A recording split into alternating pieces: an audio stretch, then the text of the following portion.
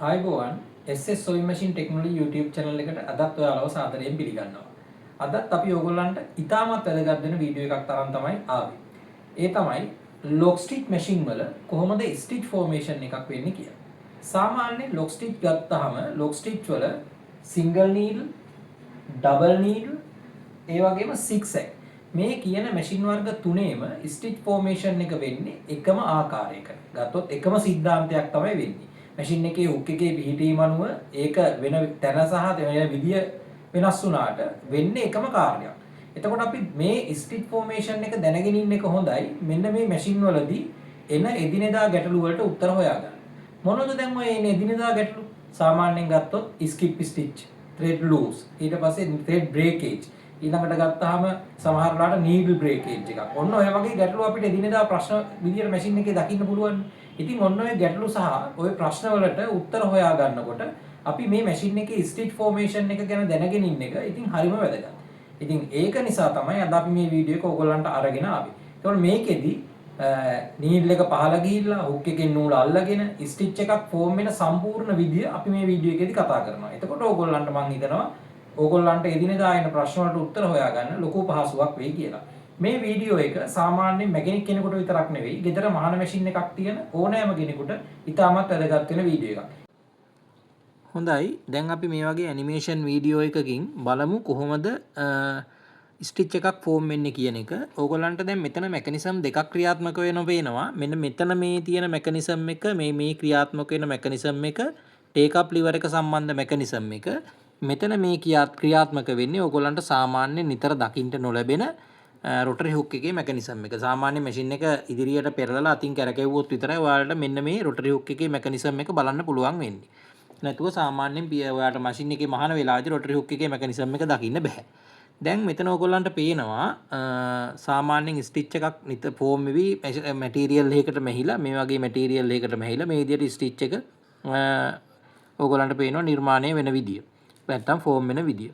දැන් මේකෙදි මට අවබෝධ කරන්න ඕනකම තියෙන්නේ මේ ස්ටිච් එක ස්ටෙප් බයි ස්ටෙප් කොහොමද ෆෝම් වෙන්නේ කියන එක. මොකද ඕගොල්ලන්ට මේ මැෂින් එකේ යම් යම් දෝෂ නිවැරදි කරද්දී ඒ ස්ටිච් ෆෝමේෂන් එක ගැන හොඳ අවබෝධයක් තියෙන එක හරිම වැදගත්.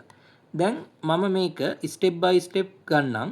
මේකේ පළවෙනි ස්ටෙප් එකේදී දැන් ඕගොල්ලන්ට පේනවා මේ ඉදි කටුව පහළට ඇවිල්ලා තියෙන්නේ. ඒ කියන්නේ නීල් බාර් එක උඩරිම පහළ අවස්ථාවේ තමයි තියෙන්නේ. මේකේ මේ රතු පාටින් පේන්නේ නීඩල් thread එක. ඒ කියන්නේ thread stand එකේ ඉඳලා එන thread එක. ඊට පස්සේ කහ පාටින් පේන්නේ බොබින් එකට දාලා තියෙන නූල. නැත්තම් thread එක. එතකොට මේකේ දැන් බොබින් එක සාමාන්‍යයෙන් අපි මාරු කරපු අවස්ථාවක ඕගොල්ලෝ දන්නවා. අපි හෑන්ඩ් වීල් එක තමන්ගේ පැත්තට කරකවලා බොබින් එකේ නූල අරගෙන ඉවෙලා අපි පුට් එකෙන් ඉස්සරහට තියලා මහනවා. ඉදි කට්ටේ නූලයි බොබින් එකේ නූලයි ඉස්සරහට තියලා මහනවා. ඒ මොකද ආරම්භක ඒ කියන්නේ බොබින් එකක් මාරු කරාට පස්සේ පළවෙනි ස්ටිච් එකේ ඉඳලම අපිට එක දිගට මැහෙන්න ඕන නිසා. එතකොට ඒකට තමයි අපි අරන් තියන්නේ. දැන් ඕගොල්ලන්ට තේරෙයි මේක කරලා ඉවර වෙද්දී. ඒ කියන්නේ මේ ස්ටෙප් බයි ස්ටෙප් කතා කරලා ඉවර වෙද්දී ඇත්තට මේක කොච්චර ඵලදායීද කියන එක. අපි පළවෙනි ස්ටිච් එකේදී ওই විදිහට නූල අරන් තිබ්බේ නැත්නම් සමහර ලාවට පළවෙනි ස්ටිච් එකේ ඉඳලම මැහෙන්න නැතුව යන්න පුළුවන්. ටික දුරක් ගිහිලා නූල පටලවා ගන්න පුළුවන්. නැත්නම් බොබින් එකේ නූල කොහේ හරි තැනක පැටලිලා තිබුණොත් එයාට පළවෙනි පාරට නූල අල්ලගන්න බැරි වෙන්න පුළුවන්. ඒ වගේ දේවල් වෙන්න පුළුවන් කියලා ඔයාලට දැන් තේරෙයි මේ ස්ටෙප් ටික ෆලෝ කරාට පස්සේ. දැන් නීල් බාර් එක උඩරිම පහළ අවස්ථාවේනේ තියෙන්නේ. දැන් මේ වෙලාවේදී මෙයා නූල ගෙනල්ලා මෙයා මේ විදියට සාමාන්‍ය අවස්ථාවේදී තියෙනවා. දැන් ඕගොල්ලන්ට මම තවත් දෙයක් කියන්නම්.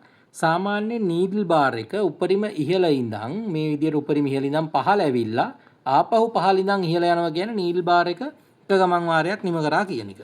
ඔන්න ඔය ගමන් වාරය නිම කරනකොට මෙන්න මේ රොටරි හුක් එක වට දෙකක් අනිවාර්යෙන් කැරකෙන්න ඕන ස්ටිච් එකක් ෆෝම් කරන්න නම්. මොකද දැන් ඔය ඉහළින් නම් පහළට එනකොට එයාට එක රවුමක් කැරකිලා ඇවිල්ලා ඉදි කටුවෙන් හදලා දෙන ලූප් එක අල්ල ගන්න ඕන.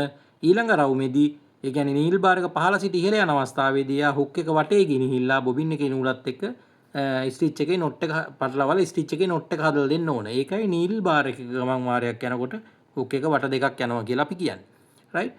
එතකොට අපි බලමු දැන් ඔන්න පළවෙනි පියවරේදී නීල් බාර් එක පහළට ආවා. පහළට අවිල නීල් බාර් එක දැන් ඉහළට ගමන් කරනකොට මෙන්න මේ විදියට පොඩි නොට් ඒ කියන්නේ මේ විදියට පොඩි ලූප් එකක් ෆෝම් කරලා දෙනවා. මෙන්න මේකට අපි කියනවා ලූප් එක කියලා. මම මේක ටිකක් විශාල කරලා පෙන්නුවොත් මේක ටිකක් විශාල කරලා පෙන්නන්නම්. රයිට්? මෙන්න මේ විදියට නූල ලූප් එකක් හදලා දීලා තියෙනවා. මොකද මෙයා හැදෙන්න හේතුව තමයි දැන් ඉදිකටුව ලොකු තෙරපීමකින් තමයි ඉදිකටු නූලත් අරන් පහලට ඇවිල්ලා තියෙන්නේ.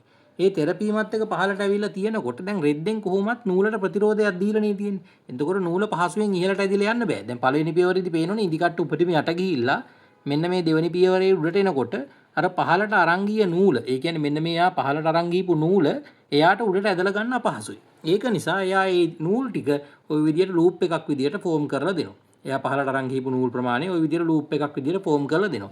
ඒ ලූප් එක ෆෝම් කරාට පස්සේ ඔයාට පේනවා මෙන්න මේ හුක් එකේ මෙන්න මෙතන තියෙන මෙන්න මේ පොයින්ට් එක හරියට ඒ ලූප් එකේ දැන් භාගයක් ගැන ලූප් එක අල්ලගෙන ඇවිල්ලා අල්ලගෙන ඉන්නවා. ඔන්න ඕක තමයි ඇත්තටම හුක් ටයිමින් අවස්ථාව. මේ හුක් එකේ තියෙනවා කොටස් දෙකක්. දෙක නෙවෙයි ඇත්තටම කොටස් වලට ගැලෙවුවොත් කොටස් හතරකට හුක් එක ගලවන්න පුළුවන්. කොටස් දැන් මේකේ ගත්තොත් ප්‍රධාන කොටස් දෙකක් තියෙනවා. මෙන්න මේ ෂටල් එකත් එක්ක තියෙන කොටසට අපි කියනවා ඉනර් හුක් එක කියලා. ඊට පස්සේ අර නූල අල්ල ගන්න කොටසට අපි කියනවා අවුටර් හුක් එක නැත්නම් හුක් පොයින්ට් එකත් එක්ක තියෙන හුක් බොඩි එක කියලා. රයිට් මම ඕක කොටස් වලට ඕගොල්ලන්ට පෙන්නුවොත් තවදුරටත්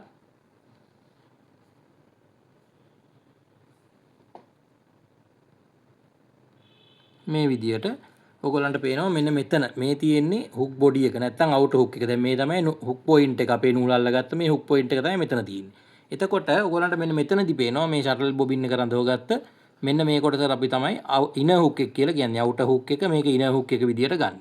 එතකොට අවුටර් හුක් එක තමයි කොයි වෙලාවෙත් මැෂින් එක කැරකෙන්නේ. ඉනර් හුක් එක කැරකීමක් වෙන්නේ නැහැ. ඔයගොල්ලෝ දන්නවා මෙන්න මෙතනට ලොක් එකක් තියෙනවා ෆින්ගර් එකක් දාලා. එතකොට එයා කැරකීමක් වෙන්නේ නැහැ. එයා සාමාන්‍යයෙන් නැවතිලා ඉන්නවා. රයිට් එතකොට දැන් මෙතනදී මේ අවුටර් හුක් එකේ තියෙන මේ හුක් පොයින්ට් එක දැන් ඔන්න ලූප් එක අල්ල ගන්න ඇවිල්ලා තියෙන්නේ. අල්ල ගන්න ඇවිත් දැන් ඔන්න නිකන් ඉන්නේ නැහැ. දැන් එයා ලූප් එක අල්ලගෙන මේ ඉදිකටුවේ තියෙන නූල ඉනර් හුක් එක වටේ අරගෙන යනවා. ඉනර් හුක් එක වටේ අරගෙන යනවා. ඒ අරගෙන ගිහිල්ලා ඔයාට පේනවා ඔන්න ඔය විදියට බොබින් එකේ නූලත් එක්ක සම්බන්ධ වෙලා ඔන්න ඔහම උඩට ඇදිලා යනවා. රයිට් දැන් ආපහු මම මුලට ගන්නම්. දැන් මොක මුලින් ඉඳන් ආපහු ඔයාලට කියලා දෙන්න ඕන නිසා ඔන්න පළවෙනි පියවරේ දැන් ඔන්න නීල් බාර් එක නැවත පහළ තියෙනවා. ඉහළට යනකොට ලූප් එකක් හැදුවා. තුන්වෙනි පියවරේදී ඔන්න එයා නූල අල්ලගෙන වටේ යන්න ලෑස්ති වුණා.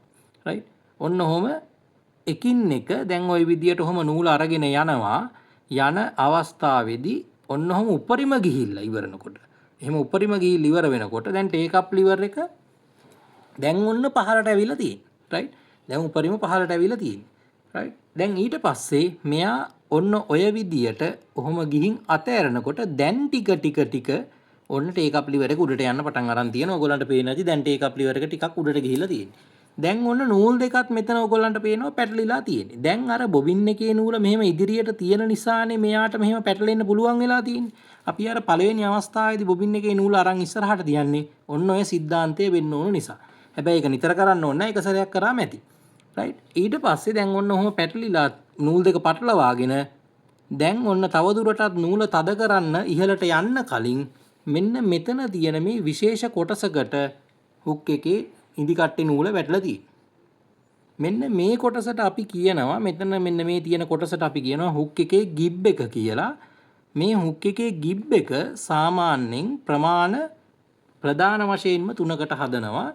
මං ඉස්සෙල්ලා ගිබ් එකේ කාර්ය කියලා ඉන්නම්. දැන් මම මේක තා චුට්ටක් ආපස්සට අදිනවා. දැන් ඔන්න නූල් දෙක පැටලිලා ටේක් අප් ලිවර් එක දිහාත් බලන්න. දැන් මේ අවස්ථාවේදී මම ඊළඟ පියවරට ගන්නකොට ටේක් අප් ලිවර් එක උඩට යනකොට දැන් තව උඩරිම උඩට ගිහිල්ලා නැහැ. තවත් උඩට යන්න ඕන.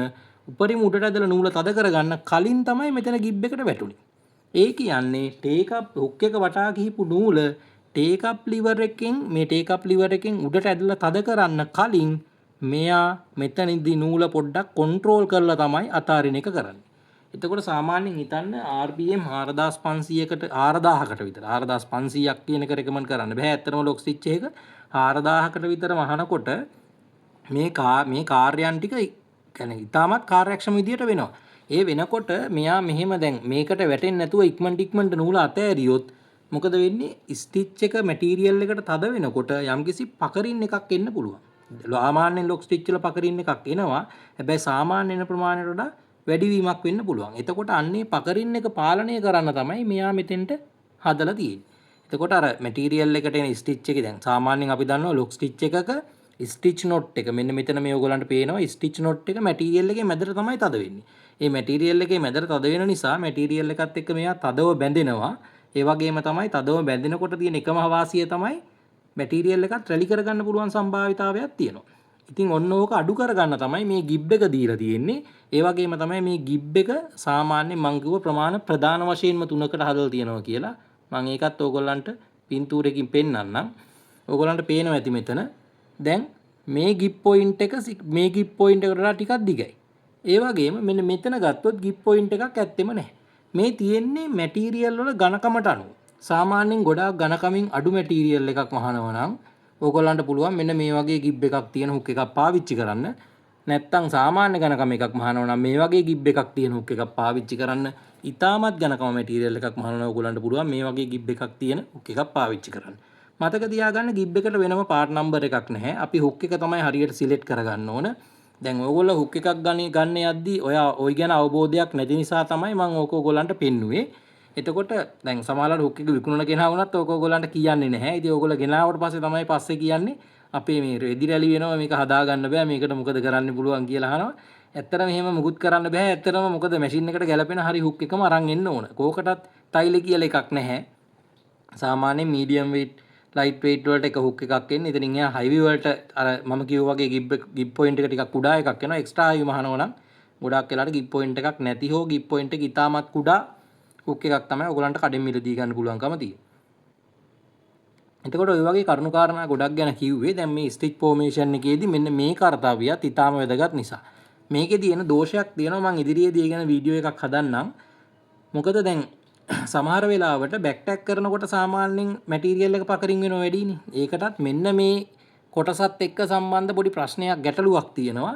බෑක් ටැග් කරන අවස්ථාවේදී වෙන. ඒක මම ඉදිරි වීඩියෝ එකකදී ඕගොල්ලන්ට පැහැදිලි කරන්නම්. දැන් ඕගොල්ලන්ට තේරෙන්නේ නැති මෙන්න මේ විදියට තමයි ස්ටිච් ෆෝමේෂන් එකක් මැෂින් එකේ වෙන්නේ කියන එක. මම මේක දැන් ඕගොල්ලන්ට එක දිගට ප්ලේ කරලා පෙන්නන්නම්. ඕගොල්ලන්ට එතකොට පේනවා අර මම කිව්ව කාර්යයන් ටික ඉතා වේගෙන් මේ විදියට මැෂින් එක සිද්ධ වෙනවා. දැන් මේ තියෙන්නේ සාමාන්‍ය ස්පීඩ් එකකදී. හැබැයි සාමාන්‍යයෙන් RPM 4000කදී වගේත් මේ විදියටම මේ කාර්යයන් ටික මැෂින් එකේ වෙනවා.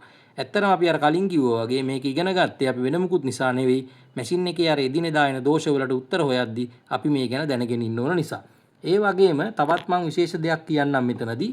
ඕගොල්ලන්ට දැන් මේ ඕගොල්ලන්ට මේකේ අවස්ථා ටික බලද්දී එක දෙයක් අවබෝධ වෙන්නේ නැති. සාමාන්‍යයෙන් දැන් අපි මෙතන මම නැවත මෙයා මුලට ගන්නම්.